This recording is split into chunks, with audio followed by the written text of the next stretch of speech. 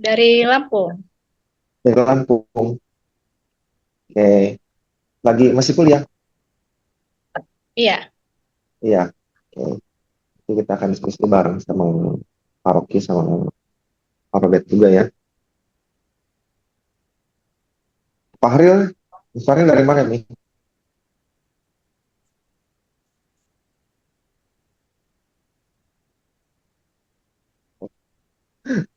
Oke, kalau bisa kita on cam dulu semua ya. Jadi biar bisa saya sapa dulu yang hadir di Zoom, supaya kita bisa saling kenal. Mas Sony lagi kerja, Mas Sony. Ini lagi di proyek, Enggak, lagi mantau aja. lagi mantap. Kerja di mana nih Mas Sony nih? Lagi WHV kan? Oke, Iya. terima kasih ya Mas Sony ya sudah hadir. Mas Rahmat Trihadi. Nah, selamat pagi Mas Rahmat. Selamat pagi Mas, Selamat Mas pagi. Dari Diki mana nih Mas Putra. Rahmat? Dari Padang Mas, Win Dari mau menjol. Padang. Ya, Oke. Selamat pagi. Mas Rahmat ini dosen atau apa? Atau mahasiswa? buruh akademik Mas. Guru akademik. Sama kayak saya berarti. Oke. Sebelum kita, Parki udah sama kita, cuman lagi ada ini dulu, apa? Beresin sesuatu dulu, ya. Sebentar lagi kita akan mulai eh, kelas minat atau lecture seriesnya ya, eh, dengan tema keadilan. Tapi sebelum kita mulai, nanti kita masih tunggu dulu.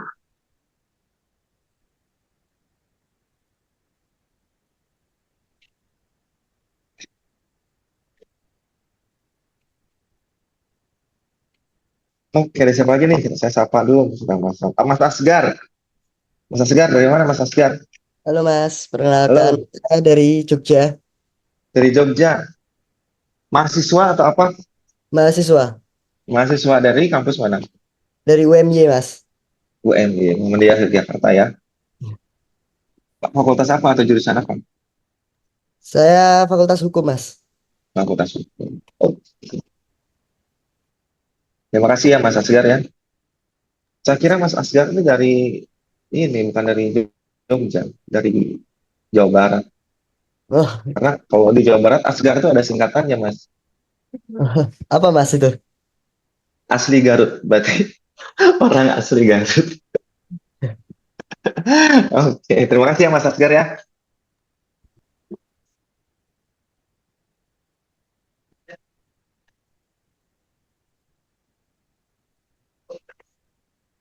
Tadi saya kayaknya ada wajahnya yang saya kenal. Coba ada yang bisa open cam lagi nih.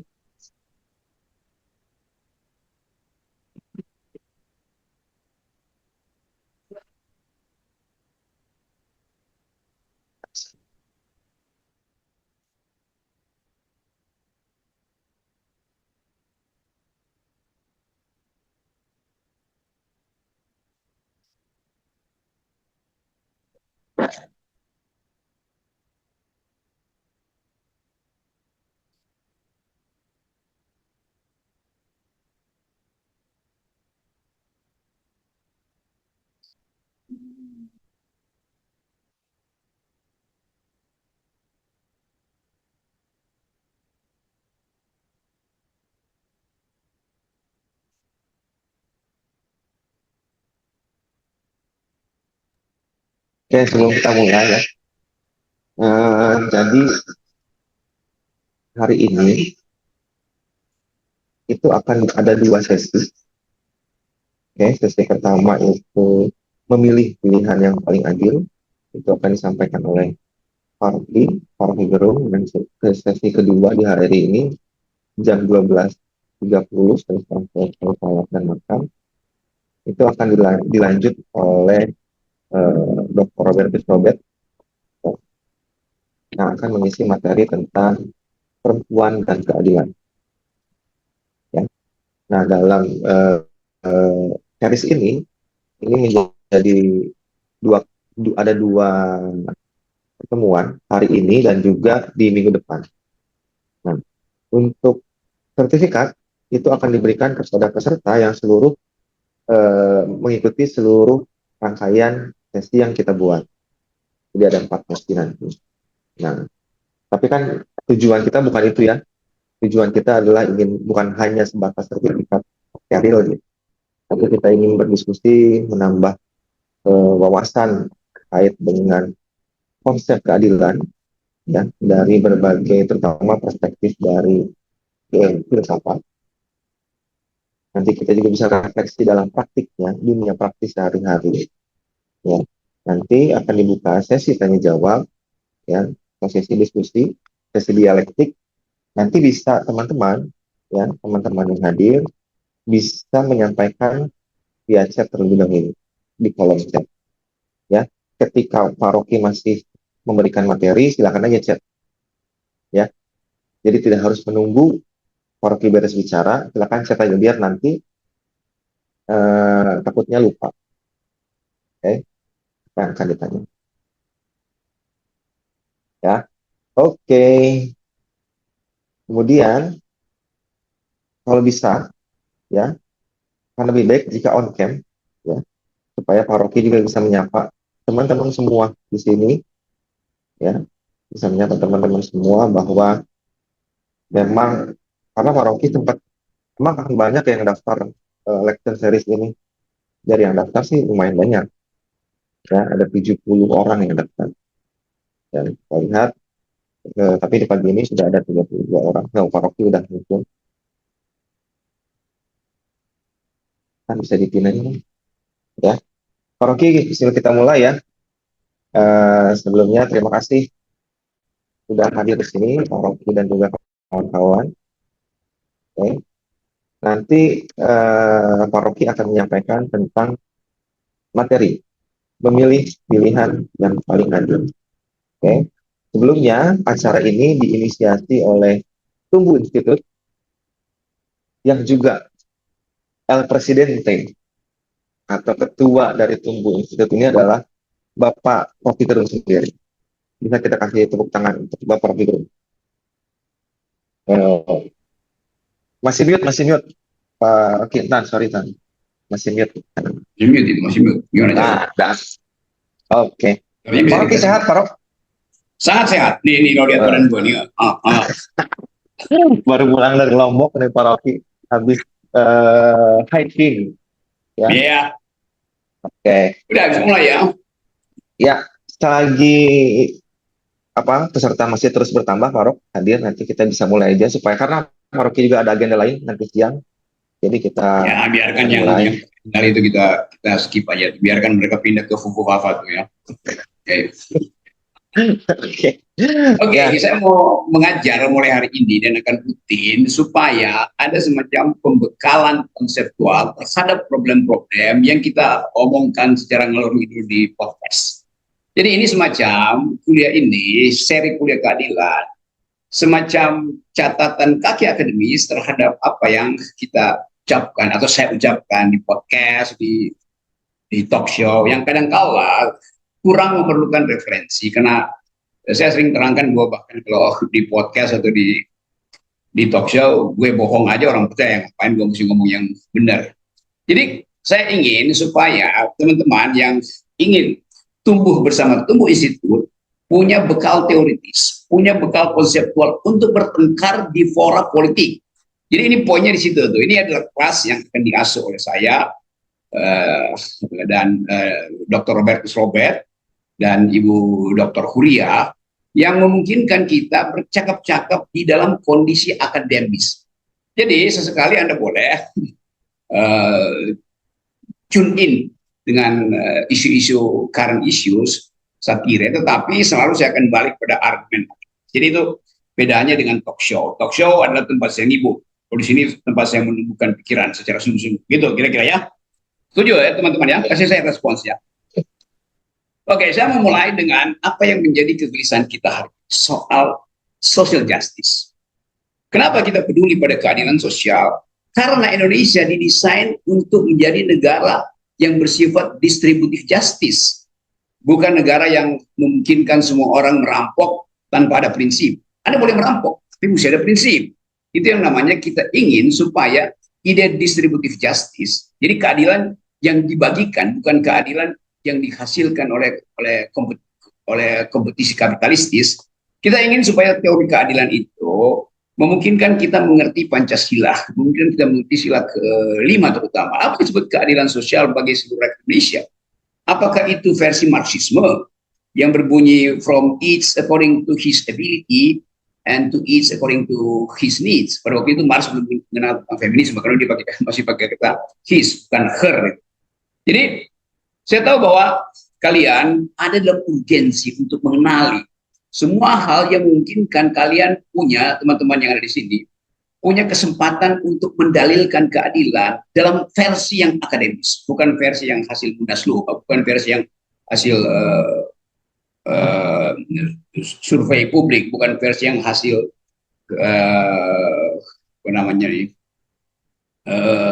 lembaga riset abal-abal itu. Jadi sekali lagi, Tumbuh Institut menginginkan ada pertumbuhan pikiran dengan basis akademis. Itu poinnya.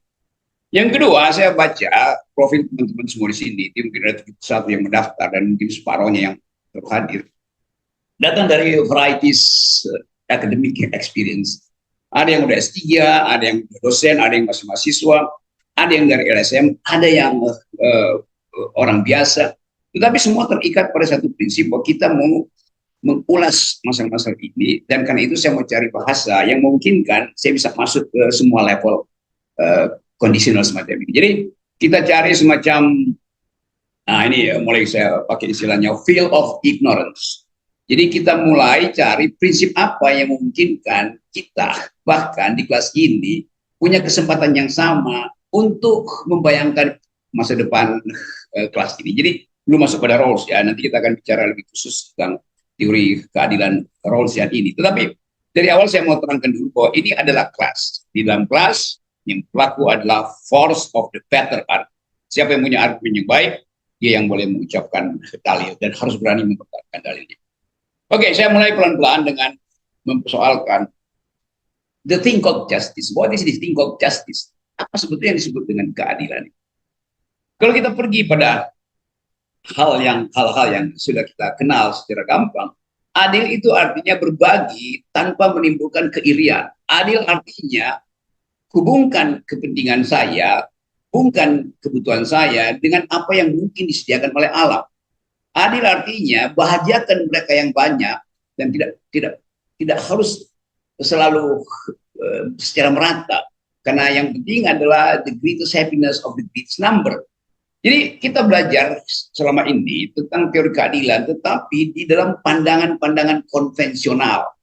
Kira-kira itu yang kita maksud tuh. Adil artinya ambil sesuatu, tinggalkan sesuatu sama dengan yang saya ambil. Saya ucapkan tadi soal-soal itu untuk mengingatkan ada prinsip utilitarian, ada prinsip yang barusan disebutkan itu prinsip John Locke, bahwa Anda boleh mengambil sesuatu dari alam, tapi Anda mesti tinggalkan sebanyak yang Anda ambil supaya ada hak orang lain untuk mengambil jumlah yang sama itu. Tapi kemudian kita mulai berpikir tentang bagaimana misalnya kalau yang mengambil duluan itu adalah mereka yang tidak mungkin mengembalikan dengan prinsip distribusi itu. Bagaimana kalau yang mengambil awal itu tidak terikat pada semacam perintah moral untuk meninggalkan sebagian pada mereka yang masih tersisa itu. Bagaimana kalau yang diambil itu tidak dipertanggungjawabkan secara sosial di bumi, tapi mau dipertanggungjawabkan di akhirat nanti? Dianggap oke, nanti kalau mau dihukum pun gua berbuat nggak adil, nanti akan dihukum di akhirat. Nah, semua ini ada upaya untuk mempersoalkan teori-teori keadilan yang basisnya adalah konvensi-konvensi tanpa semacam argumentasi rasional.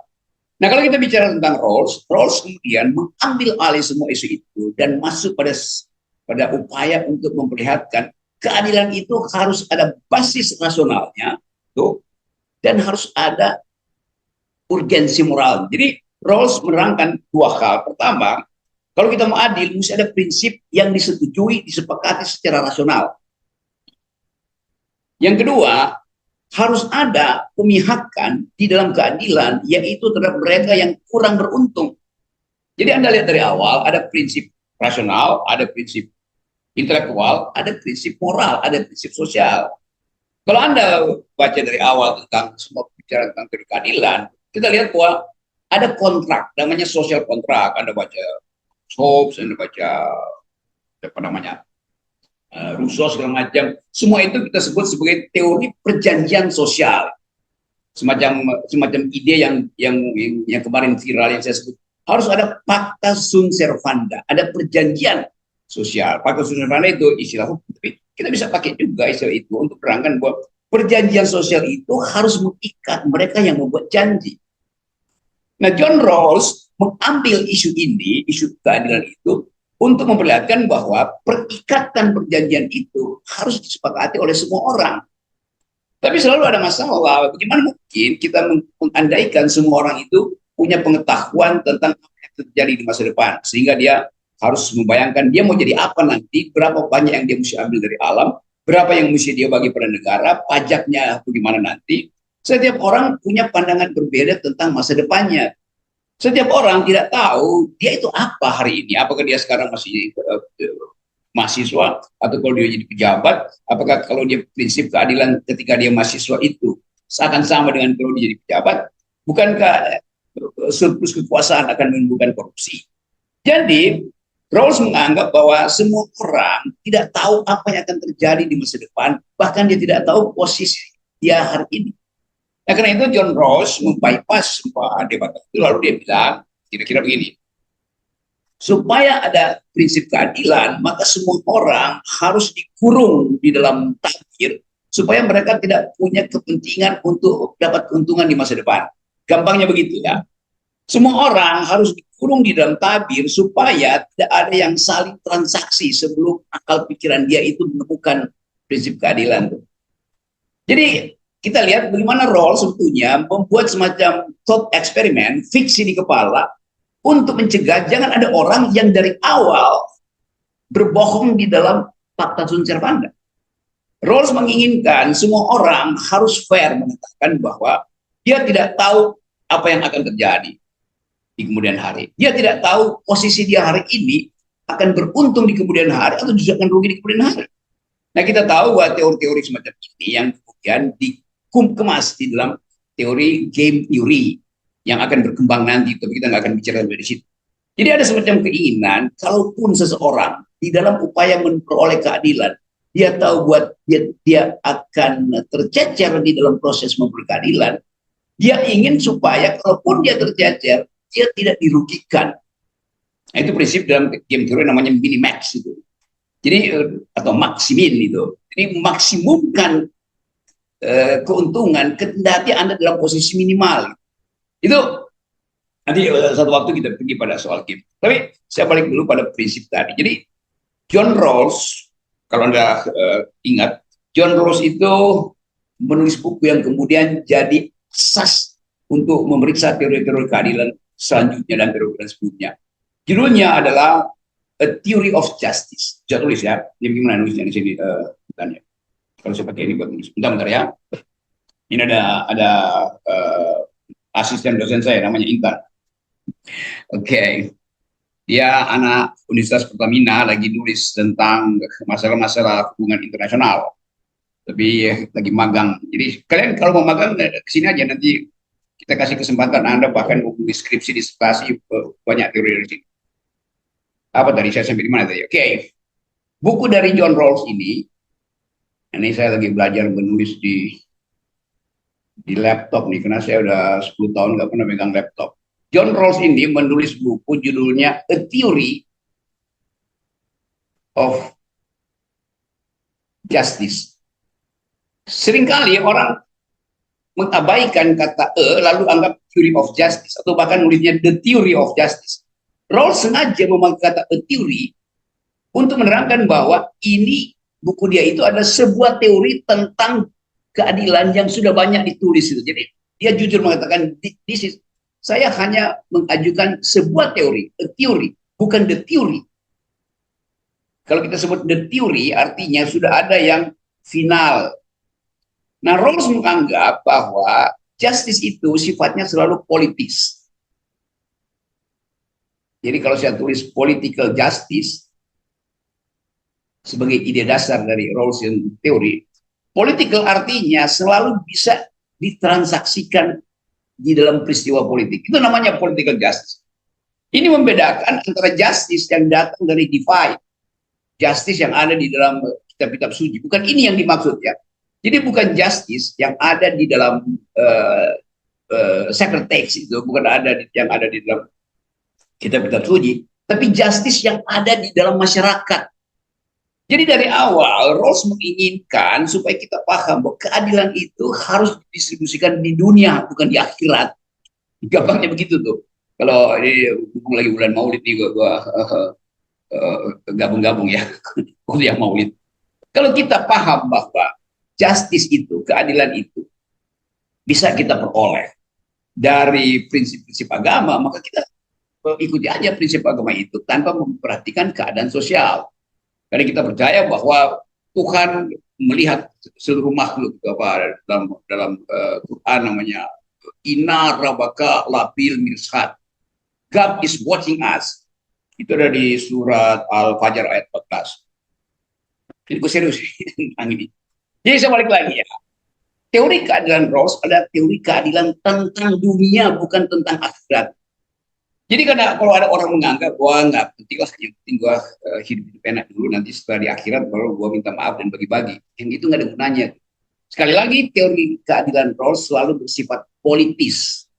Jadi political itu terjemahnya politis ya, bukan politik ya. Keadilan politik bukan, keadilan yang politis. Politis artinya negotiable, bisa ditransaksikan. Oleh karena itu, dia diperlukan kontrak.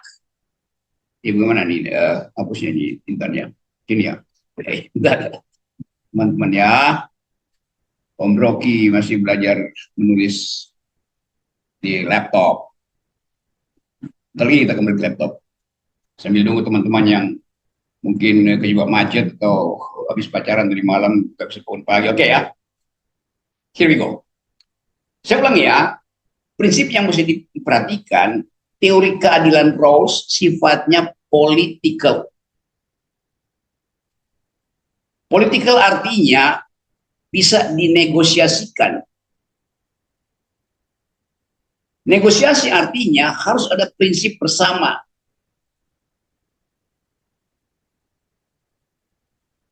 Harus ada fakta. Sunt servanda. Nah itu kita kutip-kutip lagi. Ini bukan mengingatkan peristiwa yang lalu, tapi ini ya prinsipnya. Harus ada perjanjian, harus ada social contract. Jadi semua teori keadilan dalam versi Rawlsian mesti ada social contract. Nah sekarang kita masuk dulu, lompat sebentar, nanti saya balik lagi kalau masih ada yang perlu saya jelaskan. Sekarang kita masuk pada gimana cara ini. Oke. Clear page begini ya internetnya. Oke, sekarang kita lihat, saya katakan tadi bahwa bagi Rawls, mereka yang menginginkan keadilan mesti ada di dalam kondisi rasional supaya dia tahu bahwa dia bersaing dengan maksud untuk tidak merugikan dia. Jadi semacam ada pertandingan rasionalitas yang kemudian menghasilkan beberapa prinsip atau 2-3 prinsip. Yang pertama, prinsip bahwa hak untuk memperoleh kemakmuran atau hak untuk memperoleh keadilan itu adalah hak kebebasan setiap orang. Jadi setiap orang harus punya human condition. Your battery is running low. Gimana nih? Bentar. Ada masalah dengan laptop ini karena soal pertama, jadi kita pelan-pelan ya. Saya harus adaptasi dengan suasana baru karena biasanya saya ngajar pakai handphone, ditaruh di mana aja, di tengah jalan bisa itu Zoom, tapi ini mesti ada semacam keresmian ya. Oke. Ini saya harus ini mana tadi ya? Oke. Jadi prinsip pertama dari Rawls itu berbasis pada penghargaan terhadap kebebasan manusia. Jadi prinsip pertama dalam Rawls adalah liberty. Ini sebut aja ini principle of justice ya. Principle of justice. Oke, lu sendiri deh.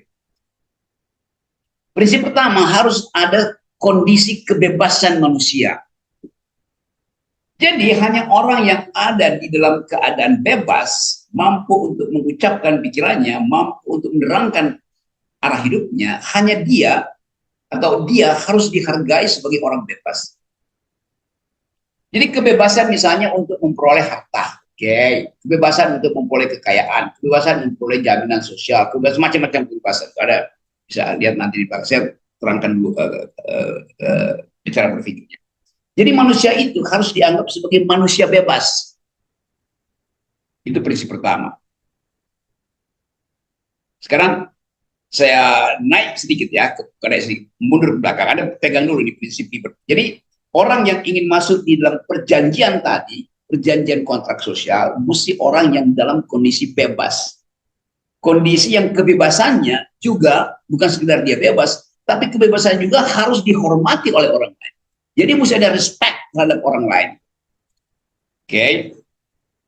Nah, seseorang disebut bebas bukan sebebas-bebasnya. Dia bebas sebatas dia tidak menghalangi kebebasan orang lain. Nanti kita beri nama jenis kebebasan itu. Tapi Anda pahami dulu buat terutama teman-teman yang S1 ini, bahwa kebebasan yang dimaksud adalah bukan kebebasan absolut, tapi kebebasan yang ikut menghormati hak orang lain itu bebas. Kalau raja dia bebas sendirian, maka dia tindas rakyatnya. Saya bilang raja ya, bukan raja yang datang dari Jawa, itu lain lagi. Jadi konsep kebebasan pada Rawls artinya kebebasan itu adalah kondisi utama manusia. Oleh karena itu semua manusia harus saling menghormati kebebasan orang. Itu poinnya. Nah, dari mana konsep ini datang? Ini berakar pada pengertian Immanuel Kant tentang human dignity. Mana ini tulisan gua nih ngaco betul. Immanuel Kant atau Kant, seorang filsuf abad modern yang mengambil posisi bahwa setiap orang harus dihormati apapun pilihannya. Saya kasih contoh dulu bagian liberty ini. Kalau di sini ada si A. Oke, ini ada si A.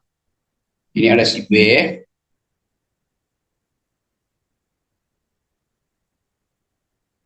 Kalau si A ini orang kaya, si B ini miskin. Sorry, miskin itu mesti begini aja dia. Cungkring. Tapi ada juga orang yang cungkring tapi mewah hidupnya. Oke, kalau ini orang kaya, ini orang miskin. Oke. Dan negara hendak membantu si orang miskin ini, lalu negara majaki orang kaya ini untuk disubsidikan pada si miskin. Tentu si miskin ini senang. Tetapi bagi Immanuel Kant, kebebasan orang ini dikurangi oleh negara untuk disubsidikan pada seseorang yang mengalami kelaparan. Problem moralnya adalah negara memajaki orang kaya dengan memperalat kemiskinan orang ini, memperalat. Jadi negara tidak menghargai orang miskin ini karena dianggap dia cuma alat supaya ada hak untuk memeras orang kaya. Demikian sebaliknya, orang kaya ini menjadi alat diperas untuk mensubsidi ini. Jadi bagi Immanuel Kant, di dalam keadaan negara memajaki orang kaya untuk mensubsidi orang miskin, pada saat yang sama negara tidak menghargai kebebasan orang ini untuk menimbun harta dan tidak menghargai kebebasan orang ini untuk memilih menjadi miskin. Itu problem dari liberty tadi itu. Jadi negara itu sebetulnya tidak boleh ikut campur pada pilihan-pilihan orang ini. Jadi prinsip pertama, bebaskan orang ini, jangan halangi dia untuk bahkan menimbun kekayaan. Oke, itu prinsip pertama. Sekarang, di gua hapus dulu ya. Oke, udah tahu gue. Oke, sekarang Rawls menambahkan ini prinsip pertama, prinsip liberty. Jadi tadi saya katakan semua orang harus bebas dan hormati pilihan dia untuk bebas. Jangan bebani dia dengan kepentingan orang lain. Pada kasus tadi, negara membebani si A untuk kepentingan si B. Padahal si B memang dari awal mungkin malas. Si B mungkin bahkan memilih untuk tidur di jalan. Tapi negara sok tahu, negara anggap si B itu miskin, maka si A mesti diperas untuk dikasih ke si B itu melalui sistem pajak misalnya. Dapat ya poin itu ya. Sekarang Rawls mengatakan bahwa iya ini penting. Pertama, terima prinsip otonomi, ini kita sebut aja ini otonomi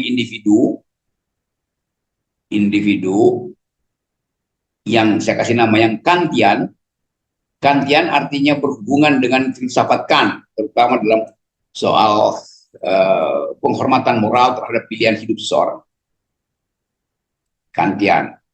Lalu Rawls menambahkan bahwa di dalam prakteknya bisa terjadi ketimpangan sosial.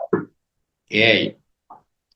Nah, kalau terjadi ketimpangan sosial, bagi Rawls berlakulah prinsip kedua, yaitu bahwa bila terjadi dalam status tadi misalnya kesenjangan sosial, maka mereka yang dirugikan oleh kesenjangan sosial tidak boleh memperoleh manfaat yang memungkinkan mereka tidak bisa menghidupi lagi harapannya.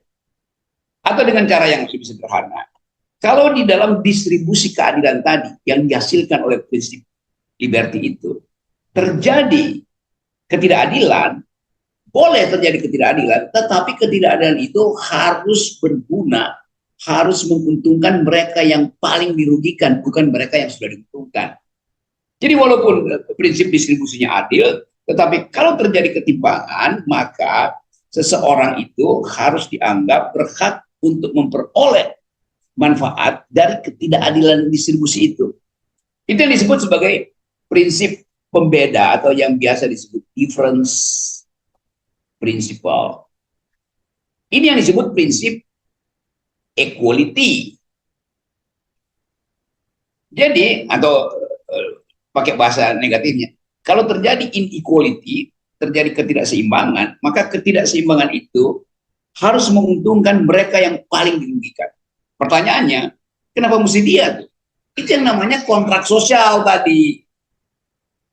Jadi bagi Rawls harus ada pemihakan moral bahwa orang-orang yang memang sudah memilih untuk menerima satu sistem distribusi yang disebut fairness tadi, tetap potensi untuk tertinggal di dalam persaingan, dan bagi mereka harus berlaku prinsip tadi, yaitu mereka yang dirugikan harus mendapat keuntungan dari sistem distribusi yang ada. Oke. Itu soalnya. Sekarang kita masuk pada bab berikut ini, saya kasih 30 menit pengantar lalu kita diskusi ya. Sekarang ada masalah sekarang nih. Ada prinsip liberty, ada prinsip difference principle, tetapi dua prinsip ini hari-hari ini berlaku bagi manusia. Bagaimana misalnya dengan alam? Bukankah dua prinsip ini berbasis pada pengurasan sumber daya? Jadi Rawls belum masuk di situ. Rawls pada waktu menulis tentu belum menilai bagaimana planet ini akhirnya dirusak sehingga ecological footprint itu melampaui daya dukung lingkungan. Jadi jejak perusakan lingkungan itu tidak lagi setara dengan kemampuan lingkungan untuk memperbaiki diri. Itu soalnya. Jadi kalau dianggap bahwa Rawlsian teori ini belum memasukkan efek katastrofi dari lingkungan. Kalau demi kebebasan seseorang menguras terus sumber daya dan pada akhirnya terjadi ketidakseimbangan sosial, maka ketidakseimbangan sosial itu bisa diatasi dengan prinsip kedua tadi, yaitu mereka yang dirugikan harus diproteksi. Kira-kira begitu maksudnya tuh. Misalnya melalui social safety net di Amerika atau di Indonesia melalui BLT itu, walaupun BLT itu dipakai sebagai alat politik dari Pak Jokowi. Tapi itu prinsipnya.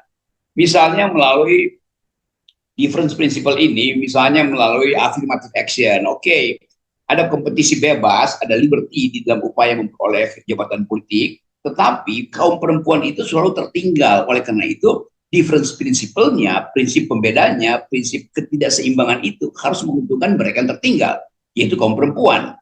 Apa yang mesti dibuat? Ya, affirmative action. Buat 30% kursi DPR itu harus disediakan pada kaum perempuan. Itu prinsip-prinsip Rawlsian yang dipakai untuk membackup teori perjuangan feminis gitu. Tetapi ada satu hal tadi yang sedang saya terangkan. Bagaimana kalau daya dukung lingkungan ini menghasilkan katastrofi peradaban. Apa yang mesti dilakukan? Nah, ini masalah yang belum dibicarakan oleh Rawls. Nanti kita akan bicarakan itu di session berikutnya tuh, tentang teori keadilan lingkungan. Juga session yang saya contohkan tadi, bagaimana misalnya keadilan terhadap perempuan diargumentasikan secara Rawlsian. Kan kaum perempuan akan bilang, iya, seluruh produksi pangan dunia itu dihasilkan oleh tangan perempuan. Tetapi hak properti perempuan itu cuma 14%. Jadi kalau 70-80% produk pangan dunia dihasilkan oleh tangan perempuan, dan perempuan hanya 14% memiliki hak atas lahan misalnya, hak atas sawah, itu artinya terjadi ketidakadilan. Maka kalau terjadi ketidakadilan, negara harus berpihak pada perempuan. Misalnya apa? Gratiskan sekolah buat anak-anak mereka, pelihara sanitasi segala macam yang kita sebut sekarang sebagai affirmative action. Jadi kondisi ini, keadilan dan perempuan, itu juga bisa kita kaitkan dengan teori Rawls tadi. Tapi itu interpretasi dari kaum feminis. Kaum feminis ada juga yang menganggap Rawls itu terlalu mengunggulkan liberalisme, tidak percaya pada komunitarianisme, yaitu komunitas perempuan. Tapi bagian itu akan diterangkan oleh Dr. Robert nanti siang. Jadi saya hanya memberi pengantar untuk memulai mempersoalkan bahwa setiap ide tentang keadilan harus dipertanggungjawabkan secara rasional. Itu poinnya itu. Nah, sampai di mana tadi saya terangin tadi ya, bahwa oke, kalau manusia merusak alam misalnya, apa yang akan terjadi? Kalau alam rusak, semua teori keadilan berhenti. Kenapa? Karena sekarang kita masih mengkonsumsi keadilan yang didistribusikan pada manusia dari sumber daya alam. Itu soalnya. Nah, karena itu misalnya kalau coba kita masuk pada hal yang praktis, supaya diskusi yang mungkin lebih membumi. Kalau misalnya Pak Prabowo ingin memicu pertumbuhan ekonomi karena ada ketidakadilan, maka akan dipicu sampai 8%. Pertanyaan kita adalah, kelompok mana yang akan tumbuh lebih cepat di dalam upaya memperoleh 8%? Kalau rata-ratanya 8%, berarti kelompok bawah itu tidak mungkin tumbuh 8%. Dia paling tumbuh 2-3%. Nah, supaya rata-rata 8%, mesti ada kelompok yang tumbuh di atas 8%. Supaya minyak rata-ratanya dapat 8%. Artinya akan ada sektor yang akan dipush untuk tumbuh sangat cepat. Akibat dari pertumbuhan sangat cepat terjadi disparitas lagi. Gini rasionya akan bertambah. Jadi setiap pertumbuhan ekonomi akan menimbulkan disparitas. Nah, itu dilemanya. Kalau pertumbuhannya sedang-sedang aja, disparitasnya juga kurang, tetapi lamban pertumbuhannya. Padahal kita, anak-anak muda terutama, harus dapat feeding pertumbuhan itu, karena 60 juta pemuda sekarang, pemuda Indonesia itu nganggur. Dan kalau pertumbuhannya cuma 5%, sekarang seperti yang dicapai oleh Pak Jokowi, cuma 5%. Artinya, selama Pak Jokowi memerintah itu, setiap pertumbuhan 1% menyerap 400.000 tenaga kerja. Jadi 5% cuma menyerap 5 kali 400.000, 2 juta tenaga kerja. Artinya di dalam 10 tahun 20 juta maksimal segitu. Padahal ada 60 juta pengangguran di kita. Yang 40 juta mau dicari dengan cara apa? Ya akibatnya dicari dengan cara membebani pajak pada rakyat, membebani pajak pada makanan. Seperti Anda beli makanan sekarang pajaknya 12%. Oke, itu nanti kita bicara dalam soal-soal yang lebih praktis nanti. Oke, udah lebih dari 30 menit pada waktu diskusi. Jadi saya ulangi, Rawls berupaya untuk menghasilkan teori keadilan yang masuk akal dan memungkinkan semua orang merasa diperlakukan adil kalau prinsip itu dipakai. Tadi sudah terangkan prinsip pertama adalah setiap orang bebas untuk menciptakan hidupnya sendiri. Bebas untuk mengolah industri ekstraktif. Bebas untuk memanfaatkan hasil hutan. Tetapi prinsip itu sekarang dihalangi oleh keadaan planet yang rusak. Di mana kita mesti memenuhi target-target menurunkan suhu bumi 1,5 derajat di tahun 30 yang sekarang udah nggak mungkin. Prinsip itu juga menghalangi kemampuan kita untuk melihat sesama kita yang tercecer karena kebijakan negara. Tetapi Rawls fair, dia mengatakan hanya pada orang bebas bisa diminta untuk membuat kontrak. Jadi kontrak itu mesti ada di dalam keadaan bebas, tidak boleh dalam tekanan. Itu hal yang fair. sebagai prinsip liberalisme, tetapi kemudian masuk lagi prinsip kedua. Seandainya kebijakan negara atau kebijakan keadilan secara umum menyebabkan kerugian pada seseorang, maka kerugian itu tidak boleh menyebabkan dia kehilangan harapan. Nah, karena itu dia mesti di bail out dengan cara apa? BPJS misalnya, dengan cara apa? Beri dia insentif untuk memperoleh perumahan misalnya. Kemarin misalnya saya lihat di dalam debat Kamala Harris, ada seorang dari mungkin negara bagian Michigan itu angkat tangan dan bertanya bahwa Kamala, saya baru menikah dan saya harus mengongkosi bukan keluarga saya aja, tapi saudara-saudara saya yang nggak mampu lagi menyewa rumah.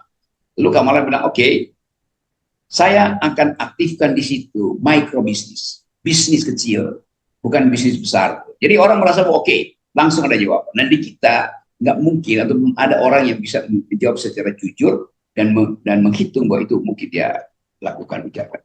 Jadi sekali lagi kita masuk sekarang pada tanya jawab, nanti saya susulkan hal yang sempat saya uraikan tadi. Waktunya sudah selesai, uraian saya. Silakan teman-teman ajukan semua soal dan kita akan diskusi dengan akal sehat sama tunggu di sini. Terima kasih Pak Rob. Bisa di stop share dulu whiteboardnya Intan. Apanya yang di stop? Whiteboardnya. Supaya wajah Pak Rocky terlihat jelas. Oh, dari tadi nggak kelihatan Di wajah Zoom. gue. Kecil, kalau kalian kecil. Lebih besar whiteboardnya. Nah, Oke. Tadi kuliah yang menurut saya cukup agak dalam mengenai konsep keadilan dan terkait dengan beberapa prinsip keadilan atau fairness-nya dari John Rawls, ya. Ada dua tadi, ada liberty sama equality. Nah, dari teman-teman silakan jika ada yang mau bertanya, ya, atau saya coba pantik dulu, Pak Rob, ya. Saya coba pantik dulu. Jadi keadilan ini selalu bertumpu kepada orang-orang yang termarginalkan. Apakah begitu, Pak Rob? Iya, itu pemihakan moral terhadap yang termarginalkan. Tetapi dengan pengandaian yang termarginalkan itu awalnya dia juga bebas, tapi perjanjian-perjanjian sosial membuat dia tidak bebas. Itu poinnya. Ya. Silakan dari peserta, dari teman-teman yang lain yang mau bertanya langsung, ngobrol-ngobrol sama El Presidente. Oke, itu istilah bagus. Ngobrol-ngobrol aja gitu, kita ngobrol-ngobrol. Iya, ngobrol-ngobrol aja. Oke, ada Selamat Mas Marsi. pagi. Oh, ini ada yang mengacungkan dulu. Nanti Pak Harmayadi setelahnya ya, Mas Harmayadi ya. Siap, Pak. Oke, dari Mas Marsi dulu. Silakan Mas Marsi bisa bicara langsung. Halo Pak Rocky Gerung dan Mas Kici Putra, selamat pagi. Terima kasih kesempatannya. Saya perkenalkan, nama saya Marci, saya dari Kalimantan Tengah, Palangkaraya. Saya sedikit terlintas soal isu yang di daerah saya. Ini sebenarnya isu lama, cuman belum selesai sampai sekarang, Pak Rocky. Jadi di daerah Kalimantan Tengah, tepatnya di Seruyan, itu pernah terjadi kerusuhan penolakan sawit ilegal. Jadi banyak sekali mafia-mafia tanah, mafia-mafia lahan di daerah saya yang sangat terkenal, bahkan dekat dengan presiden. Yang saya garis bawahi adalah ketika seorang mafia tersebut mengambil lahan dan tanah seseorang, apakah itu bisa dikatakan sebagai ketimpangan terhadap kebebasan sosial dan ekonomi? Lalu jika yang dikatakan Pak Rocky tadi, bila terjadi ketimpangan, maka seseorang yang dirugikan harus menerima manfaat dari hal itu. Nah, kira-kira manfaat apa yang bisa diambil oleh masyarakat yang lahannya diambil alih paksa? Mungkin itu aja, terima kasih. Oke, namanya siapa tadi ya? Marsi. Potongan rambut kamu kayak seseorang yang sekarang wakil presiden ya. Tapi di balik potongan rambut kamu ada ide keadilan sosial. Beda dengan beliau yang sekarang memperoleh kedudukan politik dengan melanggar prinsip keadilan konstitusional. Oke, saya mesti terangkan itu sebagai teks. Marsi, kalau kita sebutkan ada mafia tanah, mafioso. Pertanyaan utamanya, dari mana si mafia ini memperoleh sumber kekuasaan dia untuk menyebut diri dia mafia? Pasti dari negara. Jadi tetap dia adalah peralatan negara yang diam-diam, bukan diam-diam, ada semacam perjanjian diam-diam, bukan diam-diam ya, perjanjian tapi diam-diam. Ada kontrak sosial yang tidak bisa diikuti oleh pemain yang lain. Nah, di situ terjadi ketidakadilan. Kalau dia mafia, mesti juga mafia itu harus dibuka pada mafia yang lain supaya ada persaingan antar mafia. Fairness-nya di situ. Saya belum ngomong tentang eksploitasi mafia. Tetapi dari awal si mafia ini memonopoli hak dia untuk merampas lahan karena diproteksi oleh negara, diproteksi oleh kekuasaan. Jadi selain si mafia, boleh aja secara moral mungkin si mafia bilang, loh saya kan cuma disuruh oleh negara. Jadi mafia tadi itu peralatan negara secara tidak langsung sebetulnya. Apalagi kalau negara membiarkan. Negara bisa melakukan act of commission, melakukan act of commission itu tindakan untuk menghasilkan ketidakadilan.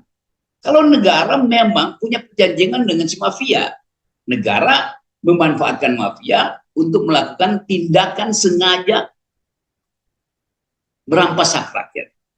Act of commission, act of commission itu. Commission tulisnya bisa ya, gimana caranya menulis lagi. Oke. Act of commission. Saya tulis ya supaya ada. Oke. Oke, bisa di sini langsungnya. Oke.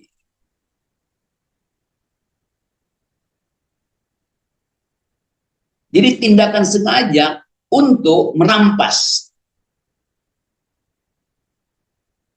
Tetapi di dalam banyak kasus mafia itu dibiarkan oleh negara. Dibiarkan. Artinya negara mempersilahkan karena tidak mungkin ada perjanjian negara dengan mafia. Maka negara melakukan semacam tacit agreement, saya tulis ya, tacit agreement. Perjanjian diam-diam untuk kepentingan si negara. Dalam hal ini menteri mungkin, dirjen, bupati, segala macam. Jadi dalam kondisi semacam itu, kalau di awal negara itu melakukan act of commission sengaja buat perjanjian dengan mafia untuk memeras rakyat, nah itu yang dulu dihalangi oleh Robin Hood di abad-abad 13 itu. Atau negara membiarkan perampasan itu dan buyback-nya, cashback, keuntungannya diberikan pada negara dalam arti penguasa. Maka pada saat itu, pada keadaan itu negara melakukan act of omission, pembiaran.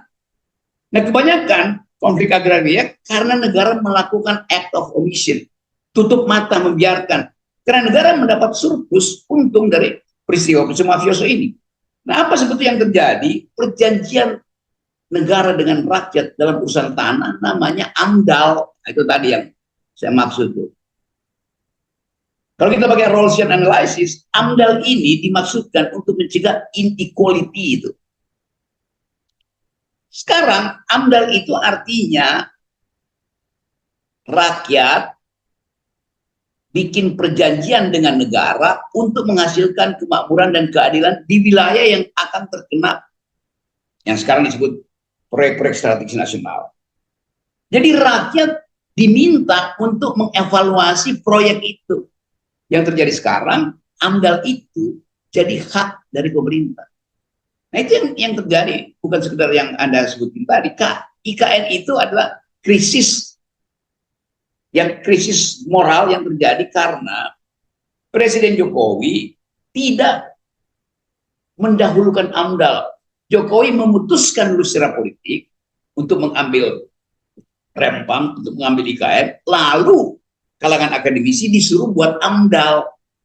Kan ngaconya di situ. Jadi salahnya adalah AMDAL itu tidak dihasilkan atas dasar kontrak sosial dengan rakyat, tapi kontrak sosial dengan pengusaha, termasuk dengan mafia tadi. Itu jawabannya. Dengan kata lain, kalau Anda tanya, diuntungkan nggak? Pasti nggak diuntungkan.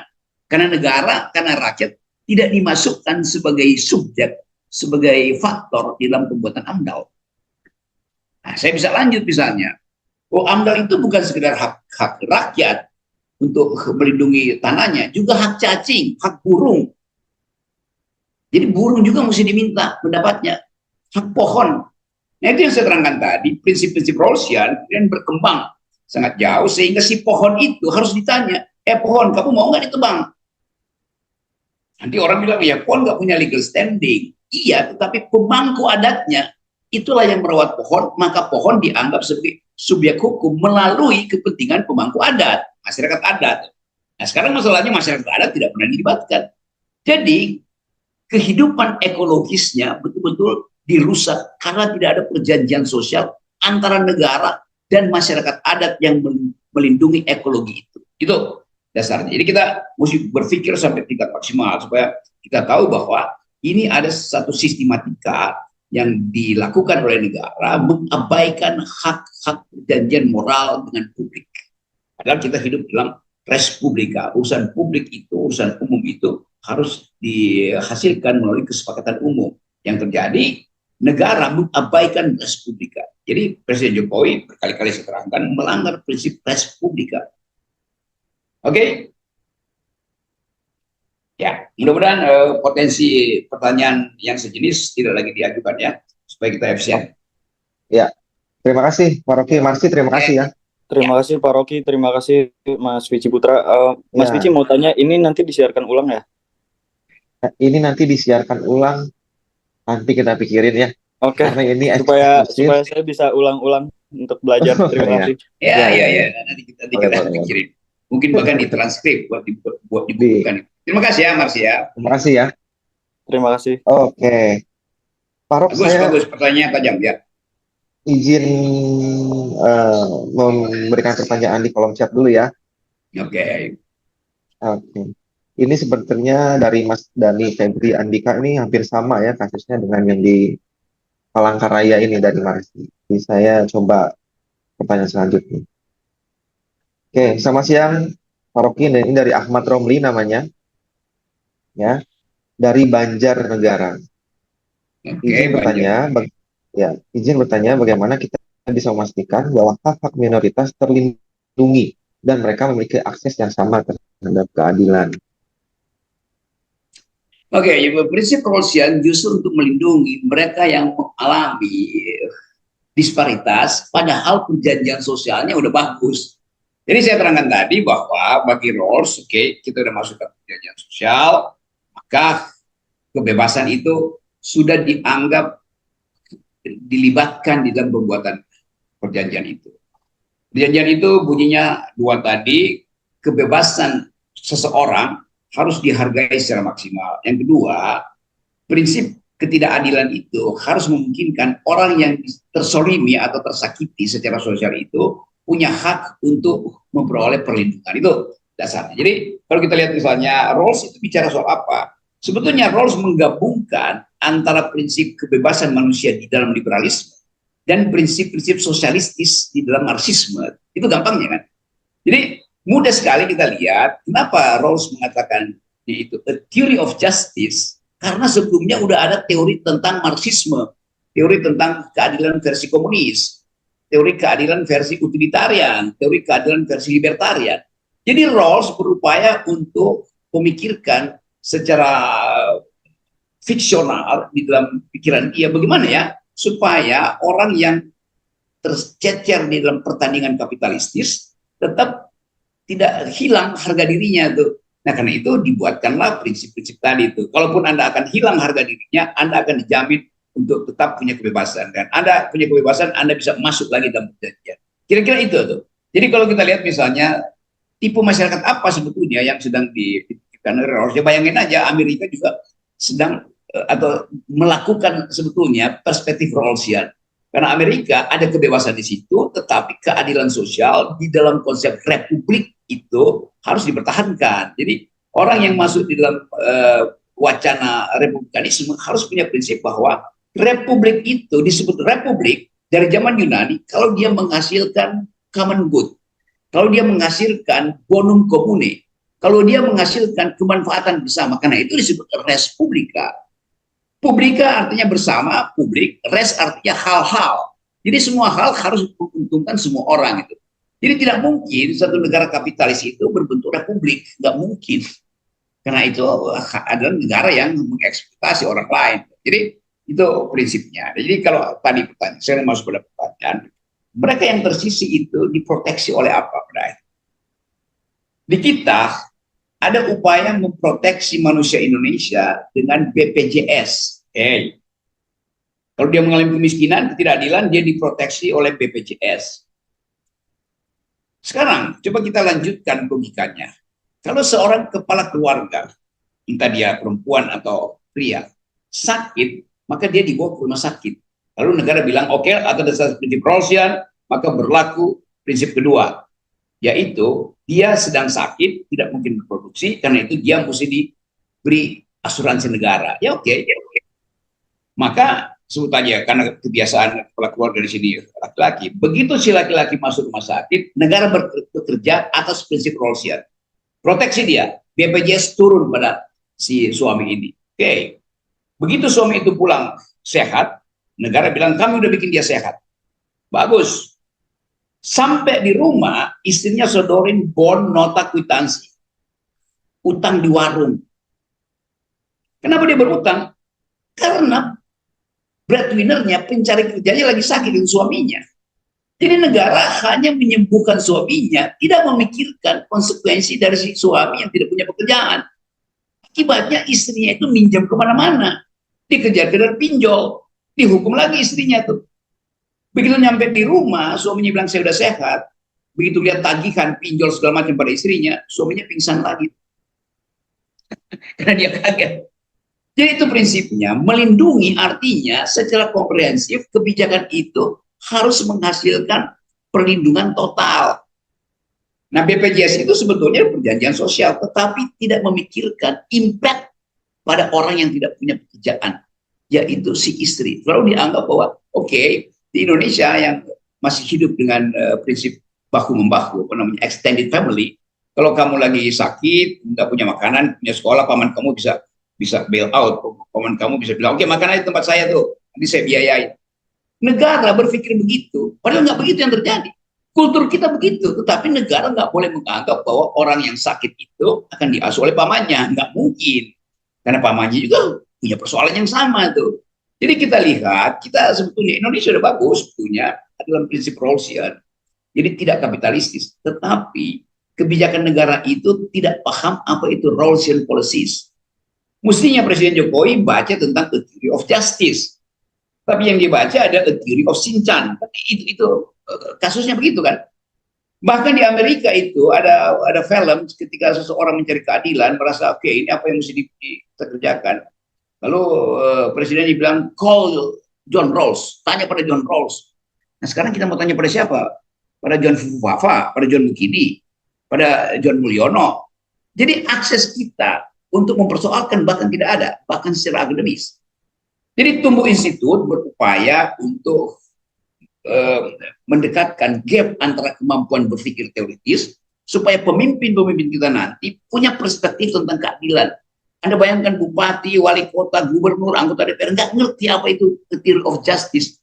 Padahal Pancasila itu dasarnya ada a theory of justice. Jadi kalau John Rawls misalnya baca Pancasila, dia bilang ini yang saya maksud dengan the theory of justice. Ada perjanjian sosial di sila kelima, ada prinsip kebebasan individu di sila kedua. Coba bayangin, lengkap sebetulnya gitu. Jadi kalau bilang Rawlsian, bagaimana? Ya Pancasila itu Rawlsian. Di mana prinsip liberty itu? Kemanusiaan yang adil dan beradab sehingga nggak boleh halangi itu. Ya sila kedua. Di mana prinsip perjanjian sosial yang memungkinkan inequality tidak terjadi? Supaya keadilan sosial itu berlaku bagi semua rakyat di sila kelima. Jadi prinsip-prinsip Rawlsian ada di dalam Pancasila itu. Jadi betul tadi pertanyaan Romli, kalau misalnya kekuasaan itu mengerti bahwa Pancasila itu adalah ide untuk memproteksi orang kecil, maka tidak terjadi penggusuran di Tangerang misalnya, tidak terjadi penggusuran di Rempang, tidak terjadi penggusuran di Kalimantan Timur. Itu masalahnya ya. Dapat ya, Ahmad Romli ya? Oke. Kamu kelas berapa? Kamu sekolah apa? Kuliah Pak sekarang Di mana? di Universitas Muhammadiyah Tangerang. Oke. Semester berapa, Bang? Semester 3 baru Pak. Bagus. Kamu udah tajam melihat soal-soal kriteria. Ya, oke ya. Salam Pak buat Rocky tanya itu. salam buat ibu dosen kamu ya. Ibu dosen, Ya, Pak. bapak Terima dosen, kasih, perlu saya Pak. salamin. Oke. Itu Terima kasih, pertanyaan Pak. tugas kuliah kayaknya Pak Rocky. Oke. Yes. Oke, tadi ada yang mau bertanya secara langsung, Mas Harmayadi. Jadi mau bertanya. Oh iya. Jadi, Oke, silakan, Mas. salam kenal Pak Rocky Gerung. Oke. Harmayadi. Wis. Waduh, ini Boleh tuh sangat rambut tuh. Di mana caranya tuh bikin rambut yang memperlihatkan Pokok. prinsip tumbuh institut. Jadi iya. tumbuh rambut. Oke, brother. Salam kenal Pak. Oke. Ini Ya, saya kenali sangat wajah. menarik sekali. Oke. Dan izin Pak untuk bertanya terkait mencapai keadilan. Seperti ini apa namanya dalam negara demokrasi yang menjadi problem itu kan antara hukum dan politik, Pak. Ya, betul ya. Yang di mana apa namanya politik itu sangat lebih tinggi daripada hukum, Pak. Karena saya berpendapat apa namanya aturan-aturan itu kan dibuat oleh mereka yang berasal dari politik. Bagaimana pendapat Pak Rocky Gerung terkait mencapai keadilan itu, Pak? Sementara yang membuat aturan itu kan adalah orang-orang politik. Oke, ini saya dapat kesan bahwa selalu pertanyaan hendak dikaitkan dengan recent issues, dengan keadaan mutakhir kita. Tentu kita protes bahwa hukum dimaksudkan untuk menyetarakan kemampuan kita mengakses keadilan. Jadi hukum harus membuat kita yang berbeda setara untuk memperoleh keadilan. Nah, seringkali prinsip yang disebut equality before the law seolah dianggap bahwa terjemahan Indonesia kita sama di depan hukum. Tidak, kita tidak sama di depan hukum. Hukum yang harus sama di depan kita. Hukum harus sama di depan kita yang berbeda. Itu lengkapnya. Jadi salah itu Profesor Fakultas Hukum yang ngajarin equality before the law artinya kita sama di depan hukum. Enggak. Basis sosial kita berbeda. Tadi kemampuan politik kita berbeda. Ada yang udah punya pangkat, punya jabatan, ada yang nggak punya, ada yang bisa nyalek ke 4 kali, ada yang 2 kali aja udah terhalang sebetulnya. Jadi politik itu menghalangi prinsip kebebasan kesetaraan kita justru. Nah, sekali lagi kita sebut bahwa hukum itu adalah produk politik, bukan produk para politisi. Itu bedanya tuh.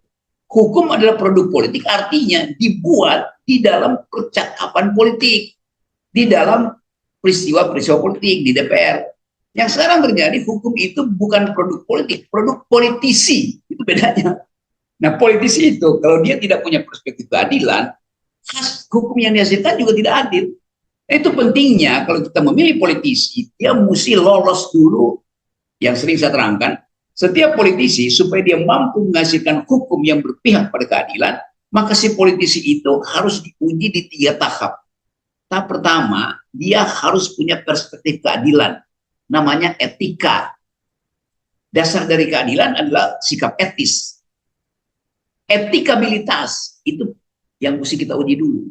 Kedua, dia mesti punya paham prinsip intelektualitas. Karena keadilan harus diulas juga secara teoritis, secara perspektif akademis. Baru dia boleh kita izinkan diuji elektabilitasnya oleh lembaga survei. Yang terjadi sekarang terbalik. Lembaga survei mengizinkan dia untuk berkompetisi karena dinaikkan hasil surveinya. Udah manipulatif. Padahal orang yang menyogok lembaga survei ini tidak punya kapasitas intelektual, tidak punya kapasitas etik. Akibatnya apa? Begitu dia jadi legislator, dia buat hukum yang kamu persoalkan tadi. Hukum sebagai permainan politik aja. Jadi itu pentingnya kita jawab secara normatif bahwa hukum itu hanya mungkin adil kalau pembuat hukum itu datang dari skrutinisasi, datang dari tapisan 3 langkah tadi. Langkah pertama, tapis dia secara etika. Langkah kedua, tapis dia secara intelek. Baru langkah ketiga, tapi dia secara popularitas. Gitu prinsipnya tuh. Oke, brother Harmayadi. Kamu di mana tinggal, Yadi? Saya di ini Pak, di Semarang Pak. Semarang. Bekerja sebagai apa? Saya ini Pak lagi sedang menempuh pendidikan profesi advokat Pak. Wow, keren amat kamu. Oke, jadi kamu sarjana hukum ya, dan mulai terganggu rasa keadilan kamu. Siap Pak. Oke. Betul sekali. Terima Ya. kasih. Terima kasih Mas Oke, Harmayadi. kalau lagi ke Jakarta main ke Tubis itu, saya mau diskusi dengan kamu tuh soal kenapa Iya. kamu akhirnya memilih untuk jadi advokat itu, Advokat. tidak nyalek. Oke, ya, oke, jadi ya, sip. Siap. Oke. Terima kasih. Terima kasih Mas Harmayadi ya. Itu kayaknya renungan-renungan para aktivis tuh. Jadi bagaimana hukum politisi ini ada di atas hukum saat ini. Oke. Mungkin dari perempuan ya, sebelum saya bacakan pertanyaan yang di kolom chat dari perempuan yang mau bertanya, silakan. Adakah? Isna, silakan Isna. Kita dengar suara-suara keadilan dari perempuan ya, Pak Rob. Oke, Isna, ya silakan. Pasti di mute, Wah. Isna. Pasti di mute. Kenapa kamu sembunyikan suara merdu kamu? Masih mute, Isna. Nah, mic-nya. Oke. Oke, perkenalkan nama saya Isna, saya dari Lampung. Iya, Isna. Banyak Lampung nih. Oke, pertanyaan saya gini, bisa nggak, mungkin ini agak keluar dari topik ya, Bung Rocky. Tapi pertanyaan saya adalah, bisa tidak ke depan Indonesia itu dalam penyeleksian talenta, entah itu di dalam untuk masuk bekerja dalam suatu perusahaan atau apa aja, swasta maupun negeri, dengan sistem meritokrasi. Karena sekarang ini banyak sekali mereka yang masuk dalam politik, dalam perusahaan, itu justru yang sebetulnya kurang secara intelektual, tetapi bisa masuk secara leluasa. Sedangkan mereka yang punya bakat, talenta, tapi mungkin kurang di segi ekonomi atau apapun, itu tertinggal atau ya nggak bisa masuk gitu, Bung Rocky. Ke depan bisa nggak Indonesia itu seperti mungkin meritokrasi yang paling bagus itu, setahu saya itu di China ya, kalau saya tidak salah. Terima kasih Bung Rocky. Ya, itu kegelisahan. Kamu kuliah di mana, Isna? Kerja atau kuliah? Lagi vakum sebenarnya, Bung. Lagi apa? Vakum. Vakum, apa artinya vakum? Bosen, nganggur, pesimis, atau apatis? Semua itu sinonim dari vakum. Maksud saya lagi menunda, belum memutuskan untuk belum kuliah, Bung. Baru Oke. lulus tahun. Baru lulus sekolah menengah atas. Ush. Oh, oke. Oke, ini new kid on the block ya nih di dalam forum ini. Oke, tetapi seseorang begitu dia lulus, dia seperti Isna ini, dia mulai membayangkan kalau dia mau kompetisi di bidang politik, dia tahu bahwa tidak ada meritokrasi, yang adalah dinastikal. Kalau dia mau masuk dalam perkuliahan, dia mungkin menghitung apa terbuka lapangan kerja nanti kalau dia lulus. Jadi kalau saya baca underlying psychology, latar psikologi dari pertanyaan itu, ada kecemasan terhadap masa depan. Nah, itu juga yang diantisipasi oleh John Rawls dalam teori dia. Kalau kita cemas mengantisipasi masa depan, mari kita sama-sama buat kesepakatan bahwa kalaupun di masa depan saya akan mengalami ketidakadilan, maka saya berhak untuk menagih itu dari negara. Yang namanya tadi affirmative action. Jadi hak Isna untuk mendeteksi masa depan itu terhalang oleh keadaan hari ini, di mana dia melihat bahwa transaksi politik itu didasarkan bukan pada kapasitas etik dan intelektual, tapi pada kapasitas amplop. Dengan kata lain, meritokrasi tidak dimungkinkan di situ. Yang ada adalah amplopokrasi itu atau kakokrasi itu. Jadi saya mendapat kesan bahwa banyak teman-teman yang berupaya untuk menghidupkan harapan, tetapi kemudian jadi pesimis hari ini. karena melihat ritual politik dilakukan hanya dengan pamer-pamer baliho, padahal wajah yang ada di baliho itu yang kelihatan cuma wajahnya, otaknya kan nggak kelihatan kan, gimana kita tahu misalnya isi kepalanya. Jadi sekali lagi saya senang karena Islam mampu untuk merumuskan secara ringkas kegelisahan dia yang mewakili kegelisahan banyak anak muda. Anak muda sekarang itu justru menganggap ya udahlah apa aja yang ada di depan itu aja yang right. Nah Isna dengan sadar dia katakan saya lagi vakum, saya menunda karena saya lagi berpikir. Ini Isna contoh dari anak muda yang tidak FOMO. Oke, Isna ya. Oke. Terima kasih.